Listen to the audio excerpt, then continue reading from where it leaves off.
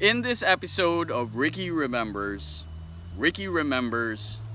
those caravans that carried those rattan furniture in the streets before and sell them. But before I get to that, I wanted to talk a little bit more about yesterday's episode, the carnivals in Metro Manila during Christmas season. Gold Rodriguez mentioned or reminded me about Boom na Boom. I forgot about Boom na Boom. And when she did mention Boom na Boom, I suddenly remembered Carnival Grande. Carnival Grande. I remember Carnival Grande was is it Star City, where Star City is now? I do remember Carnival Grande was near either Folk Arts Theater or CCP.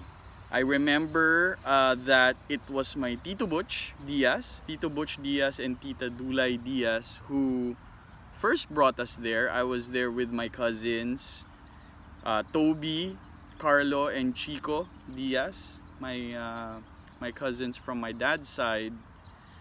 We went there to Carnival Grande one Saturday night or one Sunday night, and I even remember that the four of us, myself and my three cousins, the four of us fit in one Octopus ride. You know that thing in the Octopus. The four of us fit there. If you see us now, of course, definitely maybe not even one of us could fit there, but the four of us, four tiny boys, were able to fit in the Octopus in Carnival Grande. So yeah, Carnival Grande. I don't know if anybody else watching this would remember that, but aside from Boom na Boom, I remember Carnival Grande also, which might be Star City now, but it was in the CCP area or also near the Folk Arts Theater. So I want to remember that, and thanks to my Tito Butch and my Tita Dulay for bringing us there. That's a very fond memory that I have with my cousins Toby, Carlo, and Chico. In fact, that was the first time I rode the Octopus. So there you have it.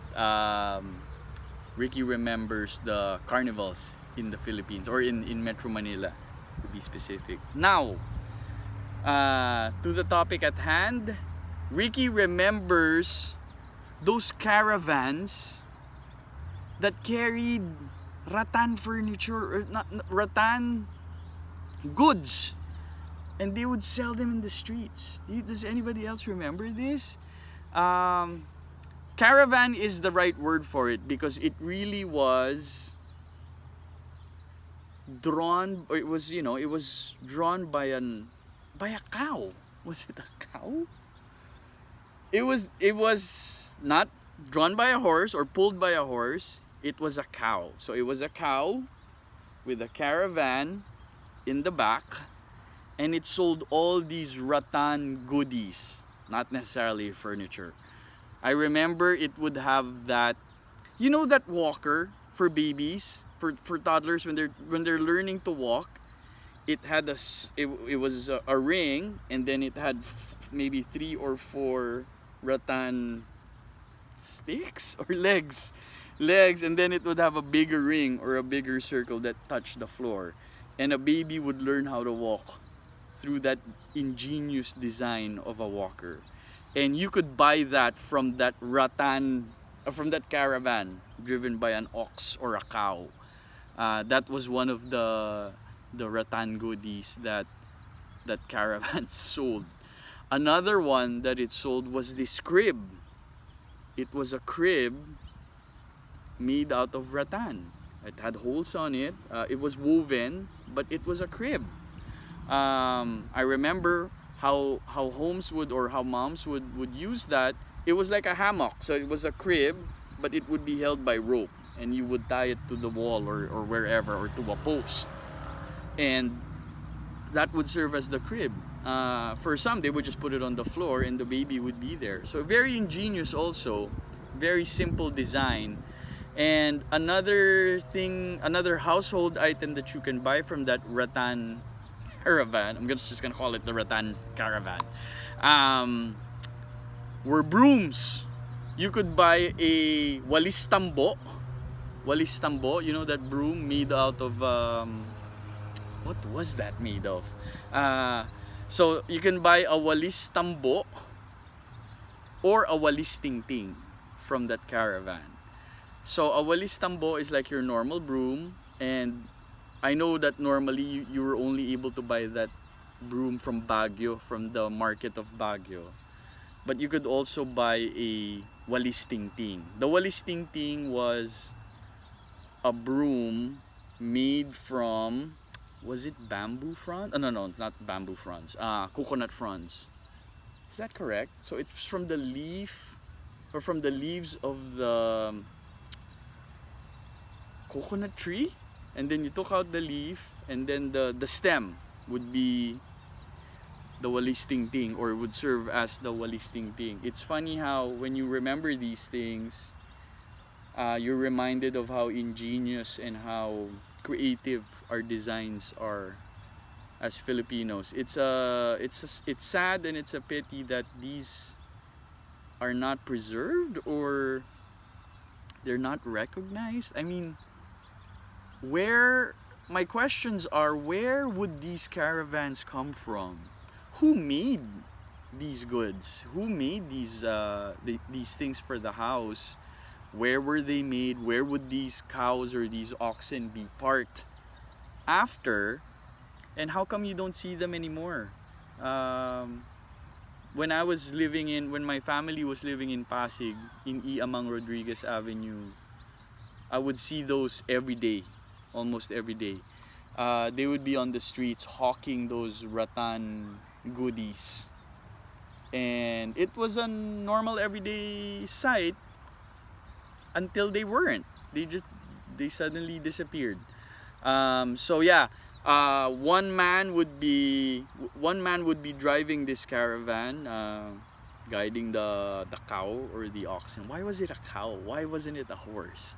It was always a cow. It was always a cow. And I remember it was big. It was almost the size of a house. Or rather a small house. But as a child, it looked like it was 1 story high. But it was very imposing. It looked very imposing. And yeah, I guess because it was rattan, it was very light. So that a single cow could pull it, or could drag it through the streets. So yeah, I'm just wondering, where were they from? Where were they made? Are these still around? You know, these cribs, these walkers, these brooms. I don't know if they sold that knapsack also that was made of rattan or bamboo. You know the knapsack or the backpack that I'm talking about. It's native to the Philippines, or it's unique to the Philippines. Where are they now? I would like to know. If any one of my viewers would have any information about this, I'd be very interested to know who owned this industry, who ran it, where did they come from?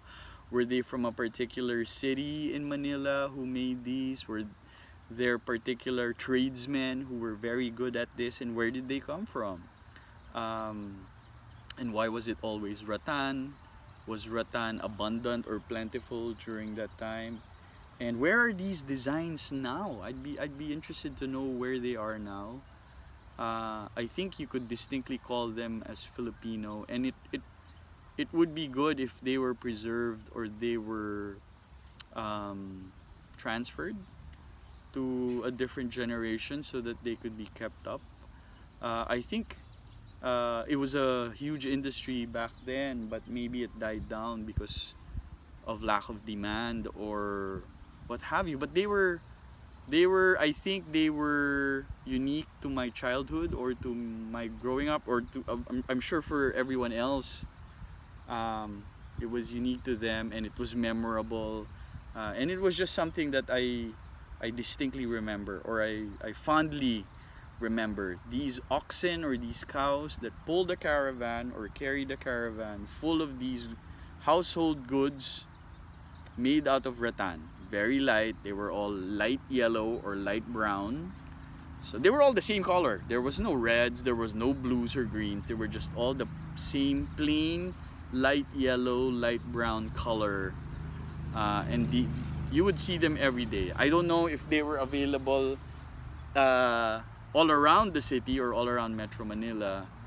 But where I lived in Pasig back in the 80s, in the early 80s, they were all over. You'd see them every day.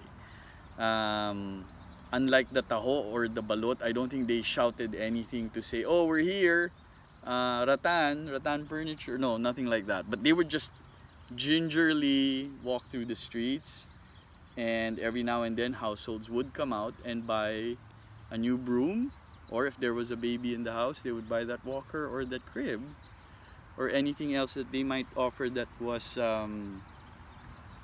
useful. I remember, am I just imagining this? Was there a rocking horse?